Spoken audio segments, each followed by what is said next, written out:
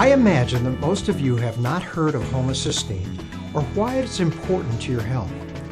In 1969, Dr. Kilmer McCulley, a pathologist and researcher at Harvard, reviewed 2 autopsies of children who died because of suffering a heart attack. This was very unusual because one of these children was 7 years old and the other was only 3 years old. These children had a genetic disorder called homocystinuria. Their genetic defect did not allow them to break down homocysteine, which is a byproduct that comes from metabolizing an essential protein called methionine. You see, normally the body is able to break down this essential protein into homocysteine and then into a more benign product. However, these children with homocystinuria are not able to do this, and they have extremely high levels of homocysteine. Homocysteine is known to cause tremendous inflammation of our arteries, and in these children it leads to premature heart attacks. Most of these children never see their teenage years because they die prematurely from a heart attack like these 2 young boys did.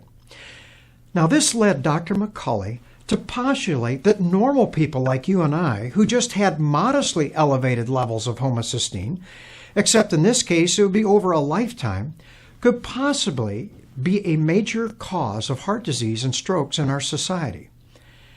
Dr. McCulley's research was initially met with great enthusiasm.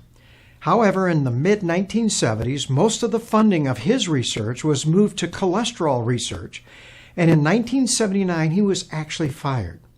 Well, we all know now that cholesterol research and cholesterol-lowering drugs are the mainstay of the medical treatment of heart disease in the world today.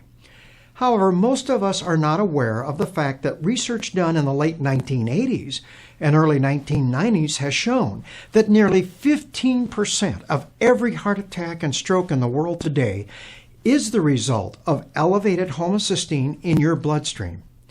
Dr. McCulley was right after all. This is truly sad when you realize that the main reason homocysteine levels in normal people are elevated is because they are deficient in B vitamins like folic acid, vitamin B12, and vitamin B6. Additional medical research has shown us that by simply taking folic acid, vitamin B12, and vitamin B6 in supplementation at these optimal levels, you can reduce these homocysteine levels to a very safe range, nearly 60 to 70% of the time. Therefore, for pennies a day, we can significantly reduce one of the major causes of heart disease and stroke in the world today. So why haven't you heard much about homocysteine from your doctor?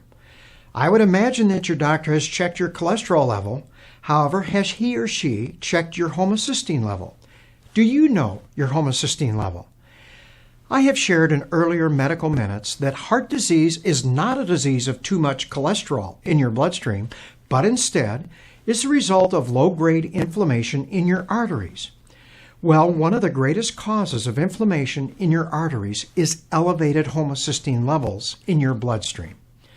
However, there just isn't much money in recommending B vitamins. There are no pharmaceutical companies taking out full-page ads in the USA Today warning you of the dangers of high homocysteine levels. Dr. McCulley feels that this is the main reason that Harvard did not want to support his research. There have now been over 50 other clinical trials that have shown that those individuals who have these elevated homocysteine levels are not only at higher risk of developing cardiovascular disease, but also Alzheimer's, dementia, cancer, and a host of other chronic degenerative diseases. So my personal feeling is that the lower your homocysteine level is, the better.